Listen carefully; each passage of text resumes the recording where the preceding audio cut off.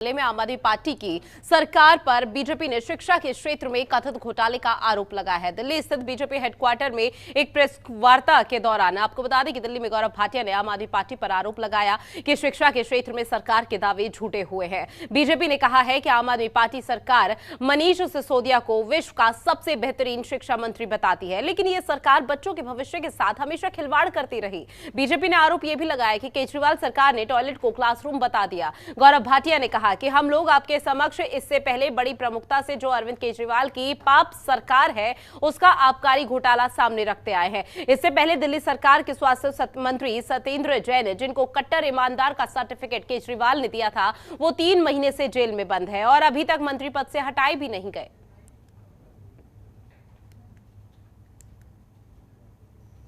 अरविंद केजरीवाल की पाप सरकार है, उसका आबकारी घोटाला सामने रखते आए हैं। इससे पहले स्वास्थ्य मंत्री दिल्ली सरकार के सत्येंद्र जैन, जिनको कट्टर ईमानदार का सर्टिफिकेट दिया था अरविंद केजरीवाल जी ने, वो 3 महीने से जेल में है, मंत्री पद से हटाए नहीं गए। तो स्वास्थ्य, आबकारी और जब बार बार कठिन प्रश्न इस मंच से भारतीय जनता पार्टी पूछती है और दिल्ली की प्रदेश इकाई आदेश गुप्ता जी के नेतृत्व में पूछती है, तो हमने देखा वो कहते थे पूरे विश्व के ऐसे बढ़िया शिक्षा मंत्री हैं मनीष सिसोदिया, न्यूयॉर्क टाइम्स में उनका नाम आता है, इसलिए उनको राजनीतिक द्वेष से प्रताड़ित किया जा रहा है। हमने भी कहा कि जब बात तथ्यों की हो रही है और इनका घोटाला उजागर करना हमारा दायित्व है, तो बात शिक्षा की ही हो जाए। और इस विश्वास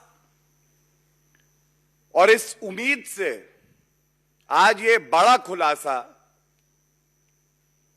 अरविंद केजरीवाल की पाप सरकार का एक और भ्रष्टाचार उजागर करके कुछ सवाल हम लोग पूछेंगे।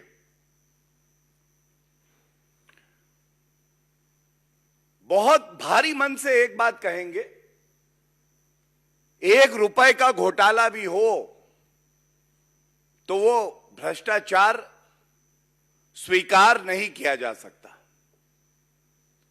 और स्वास्थ्य और आबकारी नीति के बाद जब आप नहीं, एक पाप सरकार हमारे दिल्ली के बच्चों के भविष्य के साथ खेलने लगे, तो ये अपने आप में एक प्रमाण है कि किस तरह से आम आदमी पार्टी की सरकार में नैतिकता का दम घुट रहा है, गला घोट दिया गया है।